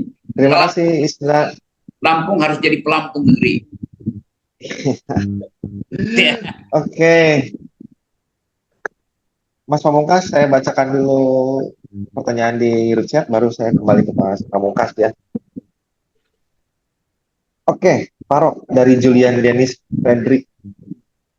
Perkenalkan saya Julian Dennis, domisili Lampung. Wih, Lampung lagi Parok. Terkait budaya Minangkabau yang viral beberapa hari terakhir, bahwasanya Malaysia klaim budaya Minangkabau. Menurut saya, hal itu ya sah-sah saja karena Kesultanan Negeri Sembilan di Malaysia merupakan keturunan bangsawan Kerajaan Pagaruyung yang sah ketika melarikan diri saat diserang Belanda. Dan menurut saya juga bahwa itu keadilan juga terkait budaya. Jadi biarkan saja Minangkabau di Malaysia dan Minangkabau di Sumba. Bagaimana menurut pendapat Bung Rocky terkait hal itu? Iya, itu yang disebut intellectual property right. Jadi selama Indonesia tidak mendaftarkan cultural right-nya, yaitu konsekuensinya begitu, dipalsukan segala macam tuh. Jadi Malaysia memang suka meniru Indonesia, itu kita udah tahu itu. Tapi kalau kita lihat sekarang, meniru itu bahkan naturalisasi kayak timnas Indonesia sekarang ditiru oleh Malaysia juga kan. Gantung misalnya FIFA izinkan nggak itu kalau naturalisasi itu dipakai tanpa alasan kan, itu masalah. Ini saya nyimak sedikit ya soal karena Malaysia suka niru itu. Oke, coba kita lihat aspek-aspek tertentu dari Malaysia. Malaysia meniru kita, kalau kita cemburu, kita beringas, niru aja kerjaannya. Tapi kenapa kita tidak tiru kebijakan-kebijakan ekonomi dari Malaysia, terutama Anwar Ibrahim, yang menyebabkan Malaysia sekarang pendapatan per kapitanya 13.000 US dollar. Indonesia berapa pendapatan per kapitanya? Nggak nyampe 5.000, 4.500. Sepertiga dari Malaysia.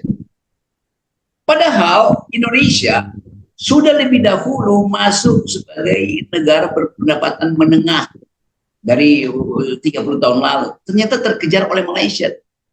Jadi kalau kita lihat misalnya nanti, kalau Presiden Jokowi bilang akan ada bonus demografi, ya bonus demografi di Asia itu yang panen Malaysia bukan Indonesia.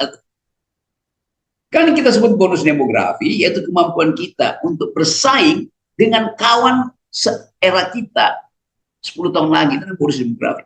Nah, kesalahan Pak Jokowi menganggap bonus demografi itu artinya kalian hari ini dibandingkan dengan kalian di 2045. Yang terjadi kalau misalnya kita hari ini, Anda pendapatan kita, pendapatan anak muda Indonesia rata-rata $4.500 per tahun, terus naik ke 2045 jadi 3 kali lipat, $12.000 per tahun. Lalu kita senang, itu bonus demografi itu.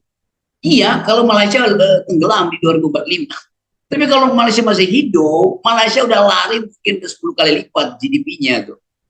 Rasio terhadap bonus demografi. Jadi kita masih tertinggal masalahnya.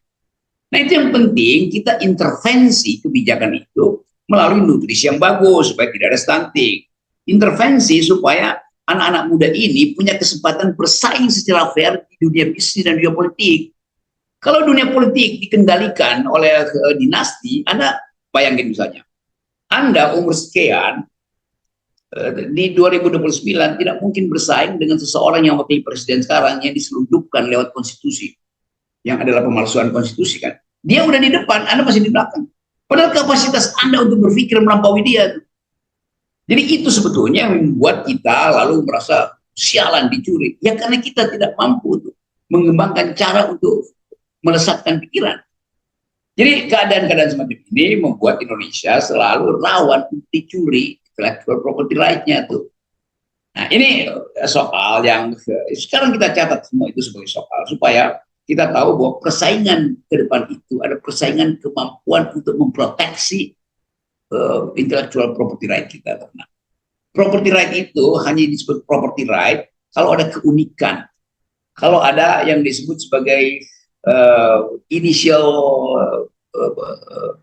pemilikan awal tuh. Nah, itu harus dibuktikan. Apakah betul misalnya Minang itu artefaknya itu dicuri atau hanya desainnya yang dicuri atau modelnya dicuri? Itu kan harus buktian. Itu yang saya maksud. Kemampuan kita untuk mendalilkan sesuatu harus datang dari konsep yang kuat. Misalnya, habis kalian belajar John Rawls, kalian terangkan bahwa prinsip-prinsip Rawlsian itu memungkinkan kita mengklaim bahwa property right terhadap printed material dari Minangkabau itu tidak dihasilkan dicuri oleh Malaysia karena Malaysia tidak mengerti prinsip bahwa sesuatu yang dihasilkan dari satu komunitas dia dengan sendirinya berubah menjadi milik komunitas itu. Jadi kalau kita mau jujur, kita protes pada Malaysia bahwa Malaysia merampas lahan kultural kita, lahan kultural kita. Nah, ada istilah baru sekarang. Lahan kultural itu apa itu? Lakukan itu secara konseptual. Jadi itu pentingnya bertanding secara konseptual, dan tubuh institut menghendaki atau punya ambisi untuk membekali generasi muda dengan konsep-konsep supaya mampu bertanding secara konseptual. Bayangin misalnya kalau teman tadi yang bertanya itu dibilang kami dirampas secara kultural. Itu kan menimbulkan diskurs bagus di Malaysia. Malaysia mesti begitu. Anak-anak muda Minangkabau bisa mendalilkan merampas secara kultural. Lahan kultural kita dirampas. Kan itu soal itu. Jadi lengkapi pengetahuan dengan kemampuan untuk menemukan istilah baru. Saya kira Tumis itu akan bantu Anda untuk menemukan diskurs baru untuk dipertengkarkan dengan klaim dari Malaysia. Gitu kira-kira ya. Oke, Frederick. Itu di belakang kamu ada apa? Itu tas, jaket apa ya? Apa baju dinas? Baju dinas, Bang. Oke. ASN guys, ASN ya. Oh, oke, salam ya teman-teman di Minang ya. Oke, Frederick. Oke. Nanti saya balik lagi ke pertanyaan di kolom chat ya. Sekarang dari Mas Pamungkas. Silakan Mas Pamungkas, ada yang mau diobrolkan atau didiskusikan dengan Bung Rocky selama masih ada waktu ini. Kita masih punya 15 menit lagi ya, Pak Rok ya.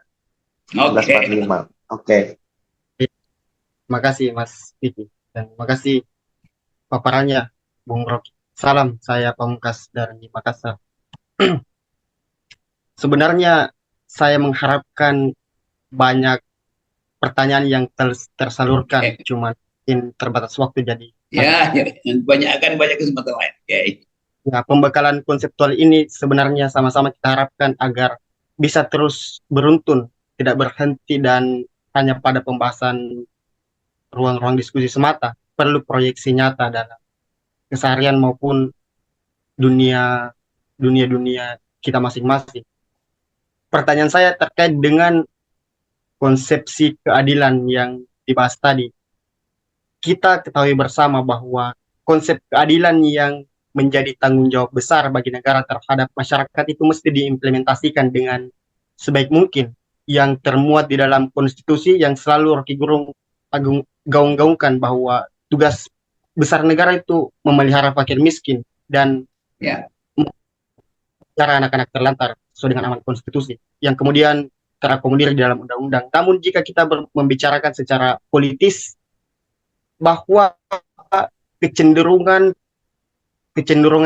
elit politik untuk bermain dalam ranah oposisi cenderung minim di konteks saat ini, dan untuk bisa mengimbangi kecenderungan oposisi dari elit kekuasaan untuk bisa menjaga keadilan bisa terimplementasi, saya rasa hal itu agak minim juga, dan saya memikirkan bahwa untuk bisa menjemput hak-hak kita mendapatkan keadilan, kita tidak perlu berharap besar pada kondisi negara yang saat ini, yang bahkan misalnya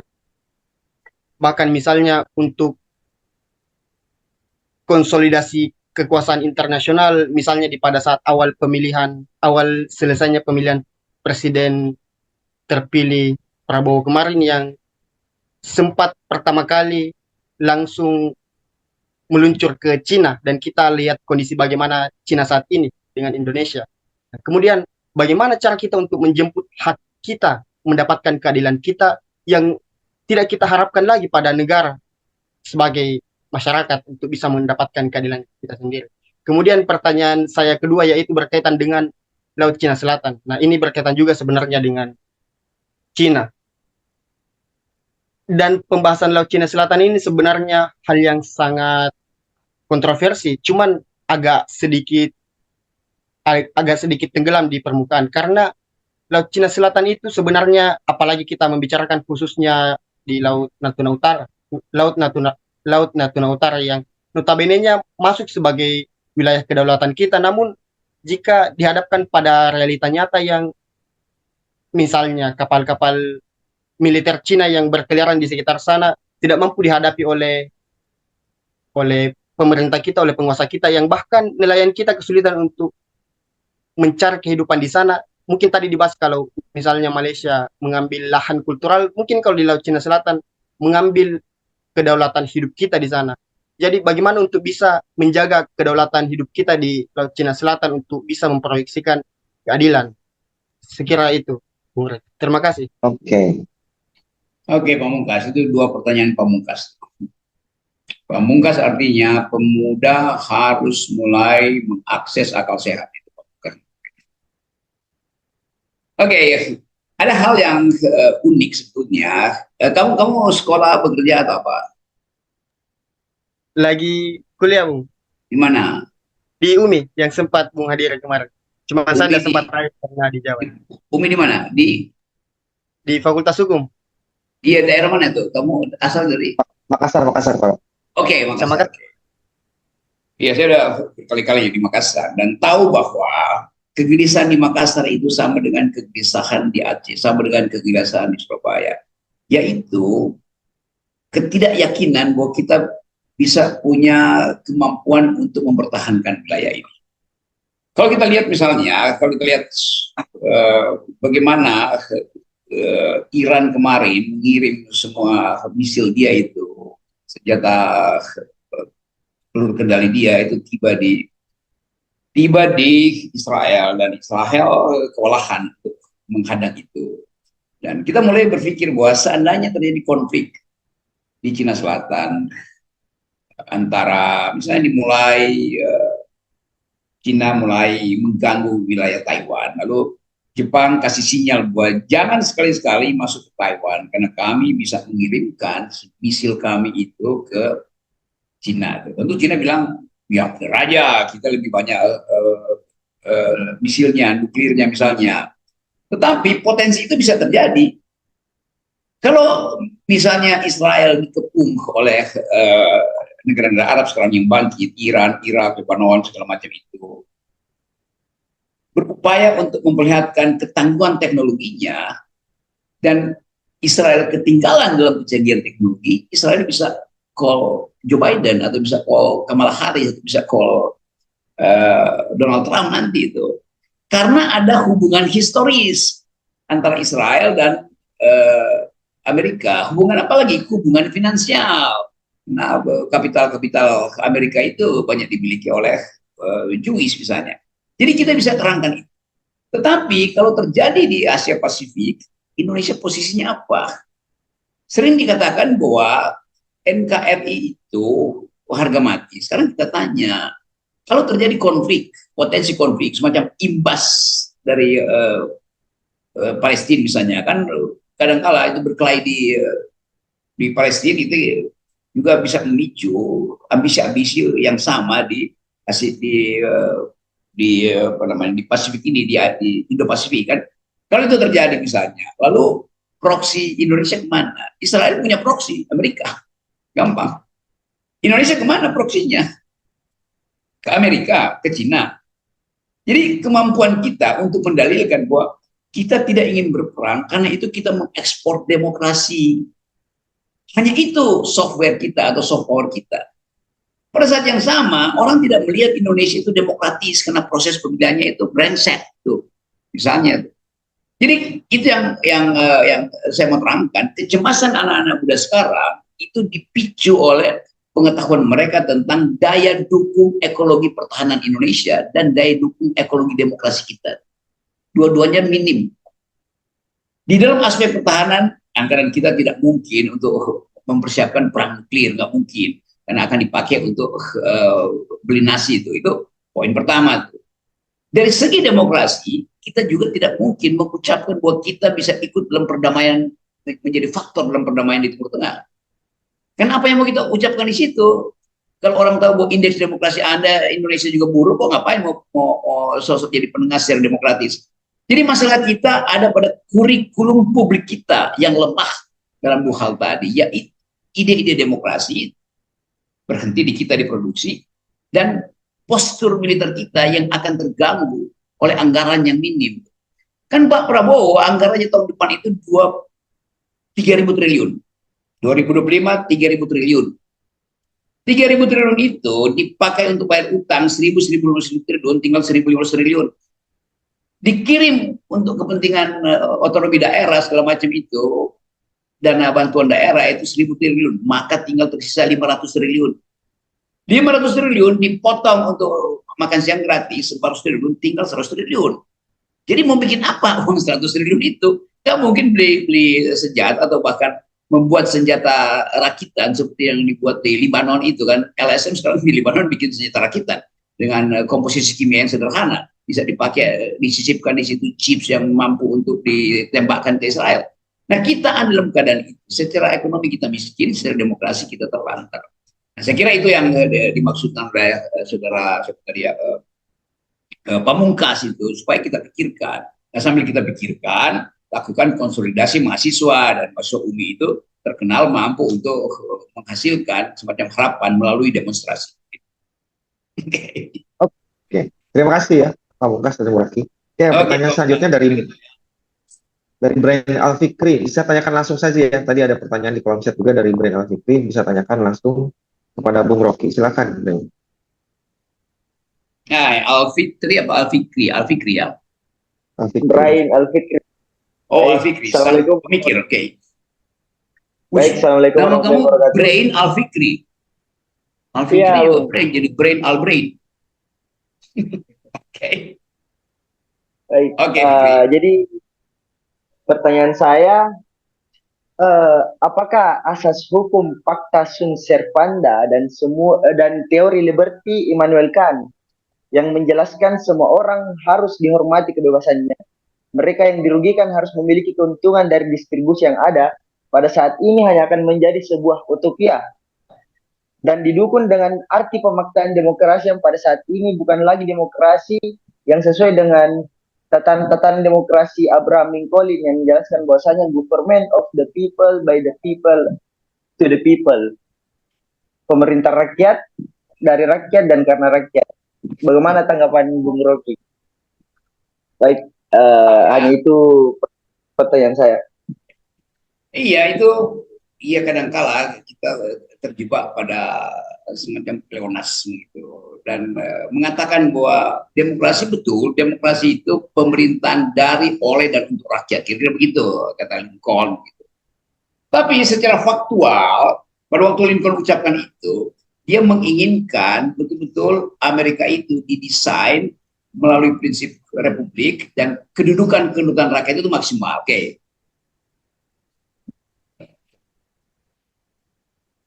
Jadi, kalau kita ulangi prinsip itu per hari ini, kita lebih mungkin untuk mengatakan bahwa demokrasi itu ada pemerintahan akal melalui pemerintahan rakyat, bukan orang. Karena untuk menghasilkan kebijakan diperlukan akal.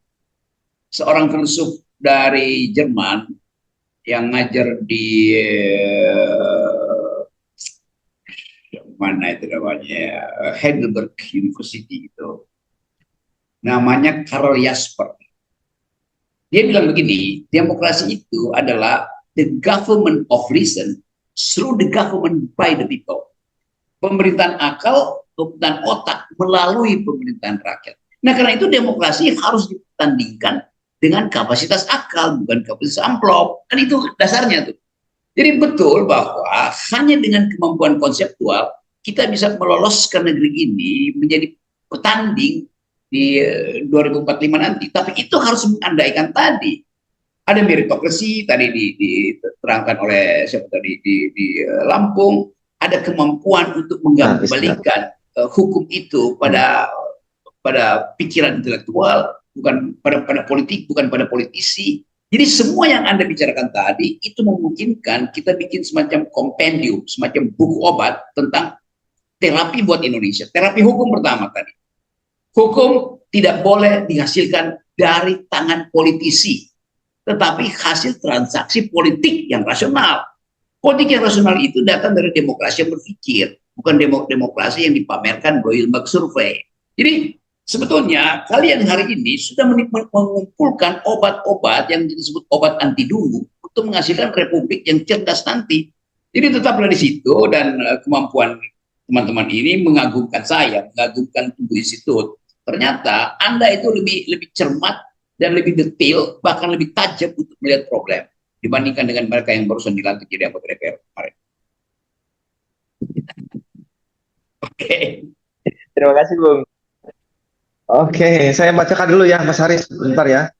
Saya bacakan dulu dari ini nih, ada AE Mutiara. Oke, ini tentang teori keadilan. Jika teori keadilan itu didistribusikan dengan adanya kontrak sosial antara negara dengan warga negara, bagaimana cara kita menakar bahwa suatu keadilan yang diimplementasikan melalui kebijakan yang tak jarang kebijakan itu tak membawa kebajikan, menyisakan ketimpangan yang terjadi di sana sini, tak akomodatif terhadap kepentingan kaum marginal. Apakah masih dapat dikatakan bahwa prinsip-prinsip teori keadilan distributif plus kontrak sosial itu bekerja, bahkan dalam kebijakan yang compang-camping? Bagaimana Pak? Oh, itu pertanyaan yang ditulis di dalam narasi yang puitis. Betul. Saya mengerti arah pertanyaan itu, semacam pesimisme terhadap semua dalil keadilan. Dan memang yang saya terangkan tadi adalah versi John Rawls, bahkan versi sebelum ada krisis ekologi itu. Jadi Rawls masih bersifat antroposentris, padahal keadilan dituntut juga oleh pohon. Pohon yang tumbuh di Kalimantan menuntut agar dia diairi oleh mata air yang datang dari Kalimantan, datang dari hutan-hutan Kalimantan. Hak pohon untuk mempertahankan kondisi fotosintesis dia itu menunjukkan bahwa pohon itu diperintah oleh alam untuk tetap hijau. Jadi pohon itu secara intrinsik punya hak hukum juga untuk tidak ditebang itu. Karena pohon akan bilang, jangan tebang saya, karena kalau tebang saya itu artinya memutus aliran sungai yang vertikal. Ada aliran sungai yang horizontal bahkan, atau yang descending, yang turun ke bawah dari puncak gunung ke laut, itu namanya sungai yang horizontal. Tapi ada sungai vertikal, itu sungai yang naik dari akar pohon tiba di ujung daun. Kan pohon itu mengambil air dari bawah tanah, dihisap melalui pembuluh kapiler, lalu dimanfaatkan oleh matahari untuk membangun fotosintesis, lalu dikumpulkan kembali sebagai CO2 itu. Lalu kita terima sisanya sebagai embun yang jatuh di pagi hari, lalu menimbulkan sensasi romantis kalau ada lagi pacar lagi berjalan-jalan di bawah pohon. Asal jangan pohon beringin, pohon beringin nanti ditebang, atau pohon duren. Jadi kemampuan kita untuk mendeteksi potensi dari teori keadilan ini bisa kita perluas berdasarkan pengetahuan tambahan kita hari-hari. Jadi teman tadi yang menanyakan itu tentu cemas bahwa cukup nggak prinsip-prinsip Rawls, yang tidak cukup, tetapi minimal Rawls sudah meninggalkan dua prinsip, yaitu harus ada jaminan kebebasan bagi setiap manusia untuk memproteksi dirinya dengan cara mengelola alam. Yang kedua, harus ada jaminan juga pada orang lain yang tertinggal supaya dia tidak menjadi sengsara karena ada orang lain yang mengambil lebih banyak dari yang dibutuhkan di alam. Nah, itu dua prinsip yang bagus kan. Jadi menghormati hak manusia, tapi juga kapasitas sosial untuk mendukung kesetaraan itu harus dipastikan ada. Jadi Rawls menyumbang dua hal itu, yaitu kebebasan jangan dihalangi, keadilan sosial jangan dikurangi. Itu prinsip. Anda yang tadi bertanya bisa tambahkan itu dengan prinsip-prinsip baru, misalnya bahwa feminisme itu atau justice dalam feminisme itu bukan sekedar justice di dalam pembagian material, tapi juga justice dalam penghargaan, dalam pengertian respect terhadap pilihan, itu juga udah justice. Demikian juga tadi soal hak alam untuk hak sungai untuk tetap meliuk, jangan dibuat beton, hak burung untuk tetap hinggap di bawah bunga mawar, hak mawar untuk tetap berduri, supaya kalau ada orang yang serampangan dia kena duri duluan. Jadi semua hal itu kita anggap sebagai variabel baru yang memungkinkan kita berpikir terus tentang apa itu keadilan. Dan keadilan itu adalah sesuatu yang selalu statusnya in the making. Oke, terima kasih Pak Rob. Nah, terakhir nih, pertanyaan terakhir ya di sesi kali ini dari Haris El Nawam. Mas Haris. Oke, silakan Mas Haris. Oke, langsung ini to the point aja nih, Bang Rocky. Dari tadi yang penjelasan yang disampaikan sama Bang Rocky itu, aku ngelihat bahwa Rawls itu dalam melihat siapa pihak yang akan dirugikan dan diuntungkan itu sangat bergantung pada parameter ekonomi. Terlebih tadi Bang Rocky juga mengatakan ada corak pemikiran Marx ya. Tentu Marx itu punya kecenderungan untuk menitik beratkan ekonomi dalam analisis-analisisnya. Nah, pertanyaannya itu apakah parameter untuk kita menghitung pihak yang dirugikan dan diuntungkan ini sehingga nanti kalaupun ada ketidakseimbangan yang dirugikan itu yang harus lebih diutamakan, apakah hanya menggunakan parameter ekonomi atau rupanya ada tolok ukur lain yang bisa kita gunakan, Bang? Mungkin gitu aja. Oke, itu pertanyaan tajam itu karena kita tidak ingin pembicaraan tadi itu jadi anakronistik gitu. Karena kita mesti fair mengatakan bahwa Rawls menulis buku itu tahun 71 ketika belum ada problem dengan feminisme, dengan ekologi itu. Tapi Rawls kemudian merevisi tesisnya itu berkali-kali. Dia terangkan lagi apa disebut justice sebagai fairness. Apa yang disebut fairness itu. Jadi dia mulai diganggu justru oleh kalangan feminis. Yang tadi saya terangkan bahwa keadilan itu dimulai dari rahim perempuan. Kalau nutrisi tidak tiba pada rahim perempuan, maka makhluk yang akan dilahirkan oleh seorang ibu, begitu dia lahir dari rahim ibu, dia pindah ke rahim laki-laki itu, yaitu APBN yang tidak peduli pada aspek-aspek nutrisi perempuan sehingga stunting terjadi itu. Juga tadi saya tambahkan bahwa Rawls belum mengantisipasi prinsip-prinsip ecological footprint. Rawls belum sempat menghitung atau belum menghitung antroposin itu. Jadi kerusakan yang disebabkan oleh ulah manusia yang bahkan lebih berbahaya dari ulah bumi sendiri itu. Beberapa kali saya terangkan misalnya bahwa bumi bisa merusak dirinya, tetapi bumi punya daya tumbuh, daya homeostatis, walaupun waktu untuk memulihkannya panjang. Misalnya gurun pasir di Sahara itu sebetulnya bermanfaat untuk menyuburkan hutan di Amazon. Karena rotasi bumi, maka fosfor yang diangkat oleh angin dari gurun pasir Sahara itu dalam 40 jam tiba di hutan Amazon. Jadi kalau nggak ada gurun Sahara, Amazon itu nggak akan hijau. Itu yang kita sebut sebagai cara berpikir ekologis itu. Tetapi kalau kita taruh itu dalam perspektif antropologi, itu panjang sekali itu. Ratusan juta tahun baru kita mengerti bahwa gurun Sahara itu adalah pupuk untuk hutan Amazon. Tapi kita nggak mungkin mengatakan bahwa hari ini oke, kalau gitu kita rusak aja hutan-hutan kita itu. Toh nanti akan jadi pupuk juga untuk hutan yang lain kan. Jadi kelihatannya bagus betul itu. Tadi Haris berupaya untuk melihat apa relevansi alternatif atau a new kind of jenis baru yang mungkin kita tambahkan supaya pikiran Rawlsian itu masih ada aspek sosialnya, masih ada aspek kebebasan individunya, tetapi juga mampu untuk mendeteksi potensi ketidakadilan karena aspek lain. Apa misalnya? Kesenjangan teknologi.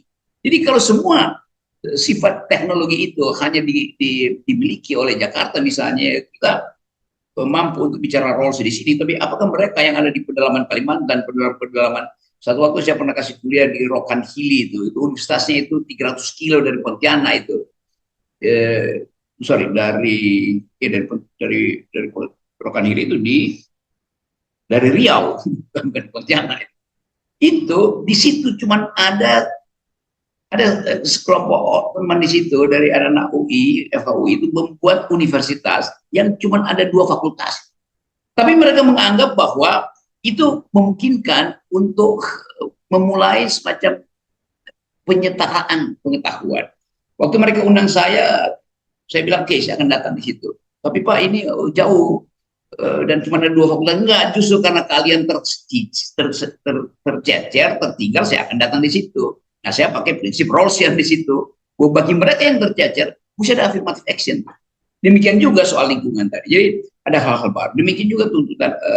Jadi terima kasih Haris, dan mungkin kita untuk menangkap visi baru bahwa veil of ignorance itu adalah fasilitas untuk mengatur dalil keseimbangan distribusi. Tetapi perkembangan teknologi, perkembangan ekologi, perkembangan artificial intelligence harus juga dimasukkan untuk menilai kembali the new Rawlsian theories of justice. Gitu, Master Haris. Thank you. Terima kasih Mas Haris. Mas Haris. Di sini rambutnya Bob Marley ya, pengagum Rastafari kamu. Enggak, memang gondrong aja, Bang. Woi, mantap itu. Dia lebih baik Rastafari. Yes, Fufu Wafano. Dari mana Mas Haris? Aslinya? Aslinya dari Aceh, tapi sekarang lagi studi di Tasikmalaya. Wih, Tasikmalaya. Tasikmalaya. Jadi santri di Tasik atau enggak? Kayaknya santri nggak ada yang antingan, cuma jadi mahasiswa aja di sini. Oke. Dari Aceh ke Tasikmalaya antara belajar dan cari pacar. Nggak jelas dia. Oh, ada yang mau ini ada yang Akram Parok satu lagi katanya Parok biar dia aktif lagi ya. Iya, silakan. Selamat siang Pak. Mana Akram? Udah on cam belum? Udah. Lagi di Pak. Lagi di ruangan jadi nggak bisa on ya. Oke. Oh, langsung pertanyaan ya Akram ya. Ini pertanyaannya Bung Rocky, enggak lebih sih, bertanya langsung minta tipsnya aja Bung Rocky, karena sama-sama punya darah orang Minahasa, jadi jadi tipsnya Pak Bung Rocky, kan saya juga suka makanannya setiap hari adalah filsafat dan politik, jadi gimana tips-tipsnya supaya bisa berkembang jago debat, sama bisa punya banyak relasi atau knowledge tentang dunia politik dan filsafat gitu. Itu aja sih Bu. Oke, ada jarak intelektual hari ini di tempatmu itu, di Minahasa itu, atau di Minahasa terutama. Koran politik pertama di Indonesia itu justru dibuat oleh seorang perempuan Minahasa itu. Namanya kalau nggak salah Walanda Marambis, yang jadi perempuan pertama, wali kota perempuan pertama di Manado itu tahun-tahun awal kemerdekaan. Jadi dari awal kegiatan berpikir itu, menulis dan menerbitkan, mempublikasikan pikiran itu ada di kawasan Minahasa itu.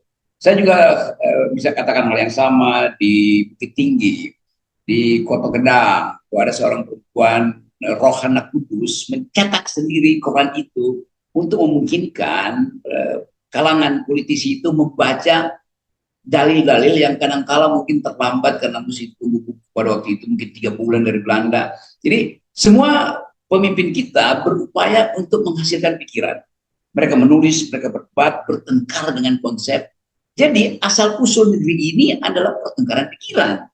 Sekarang kita lihat bagaimana kalau Anda di Manado itu, pertengkaran pikirannya luar biasa. Saya kalau mampir ke Manado itu diundang di semua forum dan bertengkar. Ada namanya gang roda di situ yang 24 jam orang bertengkar tentang politik. Modalnya mungkin 25.000, kopi sama pisang goreng, tapi ditambah terus air panasnya karena ingin terus menghidupkan wacana itu. Jadi negeri ini punya genealogi, punya asal usul politik yang basisnya adalah pertengkaran pikiran. Sekarang kita tidak melihat itu. Kita melihat talk show orang bertengkar pikiran, tapi kemudian marah itu, lalu berupaya untuk pamer kekuatan. Kita lihat bagaimana orang lagi bertengkar pikiran di Kemang, didatangi oleh preman, diacak-acak di situ.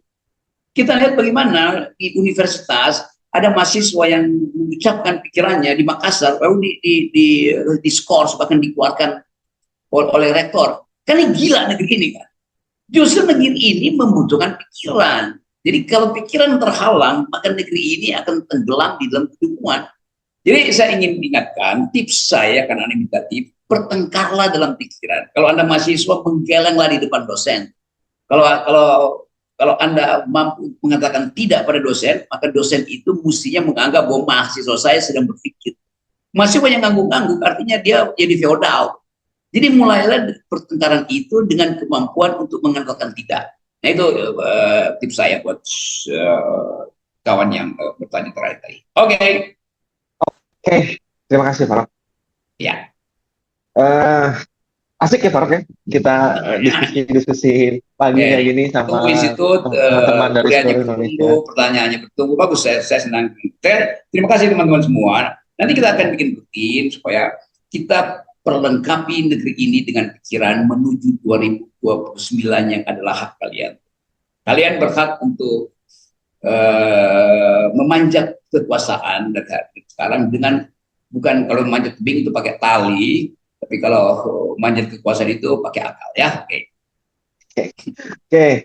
Jadi nanti juga akan ada materi selanjutnya dari Bung Robertus Robert, ya, Dr. Robertus Robert jam 1 tentang perempuan dan keadilan. Nah, untuk pertanyaan-pertanyaan, ada masih banyak pertanyaan yang belum dijawab sampai Farok di kolom chat ini. Cuma kan kita terbatas waktu ya. Farok juga ada agenda. Nanti silakan bertanya di materi berikutnya kepada narasumber yang juga tak kalah gokil dari Bung Rocky, ya. Ini semua ditunggu. Sebentar lagi Profesor. Karena ditunggu itu tidak boleh ada sopan santun. Karena menumbuhkan pikiran tidak dengan sopan santun. Pikiran yang disopan santunkan pasti nggak bertumbuh. Ya. Oke. Tambah dikit, Rocky. Oke. Salam ya. Oke. Kita mau foto dulu sama Rocky. Ayo. Oke, kita foto dulu bersama-sama di sesi yang pertama. Nanti kita lanjut lagi foto bareng di sesi bersama Bung Robertus Robert. Bisa diaktifin dulu nggak?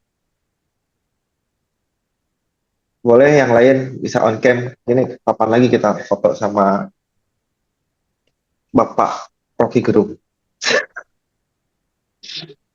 Rocky-nya udah diaktifin nggak? Masih diaktif. Bentar. Jangan ada, diaktifin aja biar semua kelihatan. Nah, nanti screen capture-nya kita kirim di grup ya. Oke, aba-aba dari saya ya. 1, 2, 3.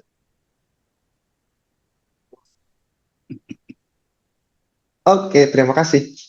Ya, kita break dulu. Gaya bebas. Gaya bebas. Sekali lagi Farok, gaya bebas Farok. Tadi gini nih. Oke, siap. 1, 2, 3. Oke. Terima kasih. Kita jumpa lagi di sesi kedua. Ya, nanti link Zoom-nya masih sama. Kita akan buka jam 12.45 ya. Ya, 12.45 karena nanti akan dimulai jam 1 ya. Jadi silakan untuk menunaikan ibadah sholat zuhur lo, yang mau makan silakan. Nanti jangan lupa lagi untuk join. Nanti akan diingatkan di grup. Ya. Terima kasih Pak Rocky dan teman-teman semua. Bisa kasih kita applause untuk Bapak Rocky Gerung. Yes. Terima kasih. Salam sehat. Oke. Jumpa lagi nanti di session berikutnya. Selamat siang. Assalamualaikum warahmatullahi wabarakatuh. Oke.